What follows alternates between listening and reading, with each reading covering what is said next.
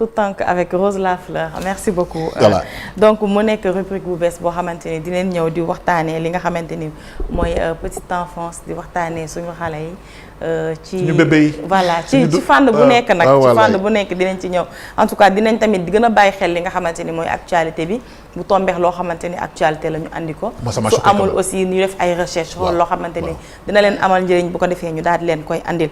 alors ni ma ko waxee rek Al dañuy waxtaanee li nga xamante ni mooy risque et maladies chroniques telles que le diabète et l'hypertension chez les enfants mu nekk loo xamante ni lu ñu doon yéex a gis la loo xamante ni lu très rare la woon. xale mënul dékku loolu. déedéet mënul dékku loolu mais jamono bii nag ñu bëri si ñoom dañu am xeetu jàngoro yi ni mel lan moo ko waral moo tax tey ñu bëgg ko waxtaanee dégg nañ benn coow diggante benn entreprise boo xamante ni.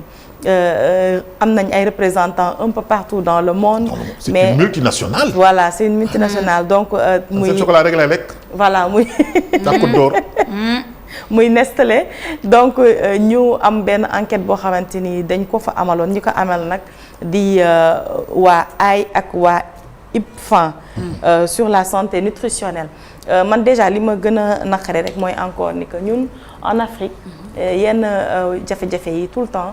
nasaraan si ñooy ñëw détecté ko suñu biir dëkk yi jamais ñu gis ni que ñun suñu taskatu xibaar yi dinañ ko mën am wala dinañ ci mën a egg des fois lan moo koy waral ñenn ñi dañ naan paresse la ñenn ñi dañ naan duñu dem vers l'essentiel mais parfois aussi on nous ferme les portes. Je pense. Oui. Voilà pour yenn interview yi wala nga dem am yenn accès yi ci yenn entreprises yi. mais j'ai une question déjà ma. Voilà mooy lu ñuy jaay. espace Union européenne du moom la ñu jaay Afrique du même qualité bi du même composition mais comment ça se fait alors que ñun am nañu douane am nañu ISRA am nañu yenn je veux dire centre de naka la biologiste yoo xam ni dañu xarañ lool pour détecter yenn produits yenn conséquences la war a am suñu doom wala ñun ci askan wi. loolu mooy jafe-jafe bi nag parce que li ñu c'est quand même grave hein. li ñu jàpp ni mooy ni que dafa am sucre rajouté boo xamante ni ñu ngi ko def ci produits yi ñuy jaay ci yenn ci pays africains yi. te du pays yëpp ñoo ko am donc ñoom li ñuy def test yi nga xamante ni jot nañ ko def dañoo nemmee ni ko dafa am dëkk yoo xamante ni céréales yi ñuy jaay xale yi dafa am sucre rajouté am dëkk yoo xamante ni mooy vers les pays européens et tout c'est régularisé maanaam norme yi ñu leen wax ñu respecté nañ ko alors pourquoi ñoom ñu décidé def li ni mel risques yi ci nekk yëpp ci xale bi ci li nga xamante ni mooy santé et tout gañe xaalis voilà mais est-ce que tamit comme ni nga ko waxee jotul ñun tamit suñu ay autorité ñuy tamit di bàyyi xel di gëstu bu baax li nga xamante ni moom la ñuy jox nit yi ñu lekk parce que entreprise la yoo xamante ni bu ci nekk ci dëkk ba nga ne fa ngay produire fa nga koy jaayee donc c'est pas des produits qui sont importés. Absolument. Donc c'est des produits yoo xamante ni fii lañ koy defaree di ñu ko jaayaat donc est-ce que contrôle bi war am na ba ñoom ñu mën a yokk sucre ajouté ci xale yi li ñu war a lekk. apparemment ak risques yi mu leen di andil nii yëpp. après les responsabilités sont partagées aussi les parents aussi est-ce que ñu ngi am curiosité boobu di xam lan la ñuy jox seen doom. Rose xaaral ma wax la nag. foofu xala man mayonnaise c'est pas pour faire de la pub ah. man depuis 30 ans 40 ans calvé. soo ma changé les mayonnaise bi dafa am problème. aromagie. les marques yu gën a ràññeeku yi la parce qu'en fait ce sont des grandes marques ce sont des marques de référence. Ce sont des marques de référence. Tu ne te poses pas de questions en fait, Safia. Oui, il y en a qui sont des marques de référence mais ce qu'on doit comprendre c'est deux choses. Déjà c'est terrible hein. Rapidement man ça m'a vraiment fait mal quand j'ai vu ça parce que on joue avec la santé de notre futur. C'est ça. Les enfants c'est le futur et tout le monde sait que les jeunes c'est le futur d'un pays. Quand tu t'attaques aux jeunes, aux enfants, xale yi, tu t'attaques à tout un pays et à l'avenir d'un pays et je pense que c'est très grave. Je pense que tant que on prendra pas on doit se prendre au sérieux en fait. C'est ça que je veux dire, on doit se prendre au sérieux avant de demander aux autres de nous prendre au sérieux parce que ce n'est pas seulement dans ces aliments, dans tout ce que vous avez dit tout à l'heure, dans tout di nga gis différence ci produits importés. Je sais que celui-là c'est pas importé, ça se fait ici, oui. Mais je donne l'exemple ci produits importés yi ak produits yu ñuy jaay en Occident. Il y a toujours une différence. L'Afrique entre guillemets est souvent considérée comme la poubelle du monde. Il faut le dire dans ces choses-là parce que ñun li nga xamante ni ñoom duñ ko lekk wala duñ ko jox seen doom yi la ñuy yónni fii pour que nous on le mange, pour que nous on l'utilise, pour que nous etc. Et ça tant qu'on sera pas autosuffisant tant qu'on fera pas d'abord la promotion du consommé et du fabriqué local qui va nous amener vers l'autosuffisance, on aura des problèmes.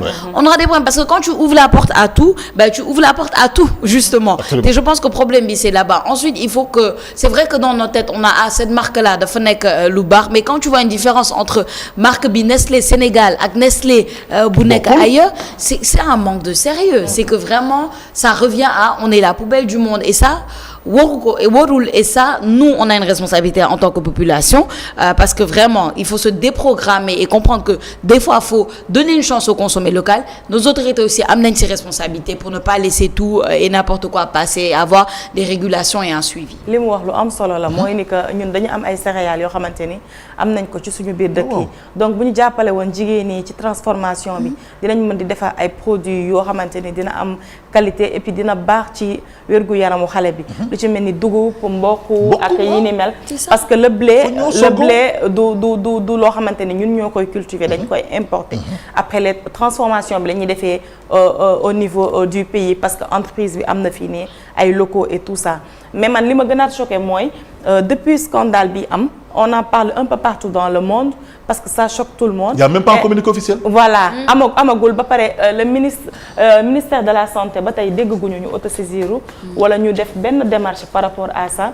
alors dañuy def sous nañu rafet ñort ne peut-être dépêché nañu benn équipe pour ñu def ay prélèvements. mais nañ ko fësal parce que tey ñu ngi mettre en péril la santé des enfants tey on nous parle de diabète ak yeneen feebar yoo xamante ni ay liir ay xale ñoom ñoo koy risqué di am parce que taux de sucre bi ñu yokk ci produit bi normalul du nekkuñu ci norme yi tey parents yi nga xamante ni ñoom ñëpp ñooy jënd produit boobu di ko jox seen ay doom seen ay réaction parce que tey ñoom tamit war nañ leen jox explication ndax defe naa confiance la ñu am ci entreprise boobu moo tax ñu dem di jënd ñu dem di jënd seen ay produits di ko jox seen i doom ñu alerter et puis instant bii nii est-ce que waruñu woon arrêter production bi ak vente produit bi yëpp sur le territoire national ba ñu régler problème bii nii mais boobu ba tey si c'était là-bas on ne joue pas avec ça mais bien sûr ça c'est mais loolu moo doon norme bi ñu tëj ko ba ñu def enquête yi ba ñu régulariser ba mu leer li ñuy def ak li ñuy jaay teg nañ ko ci yoon ñu doog a eggale li nga xamante ni mooy vente bi mais on voit que médias yi ñu ngi ciy wax mais dafa des est-ce que et puis y a le secteur tamit informel du parents yépp ñoo mën a tey dem jënd marque yu cher yi et puis du ñëpp aussi ñoo am accès dem ci site internet yi lire ay articles et tout donc il faut communiquer le maximum pour prévenir parents yi koy jënd ñu xam ne produit bi ñuy jox seen doom jamono bii nii baaxul ndax li ñu wax moom lañ ci fekk bu fekkee ni moo ci am ñu ngi jël risque di ko jox seen doom yi ndax suukar bu bëri baaxul ci xale conséquences yi moom dafa doy waar. léegi man dama leen di poser question. xam nga mi xale yi defal na leen loolu. waaw ñun mag yi nag.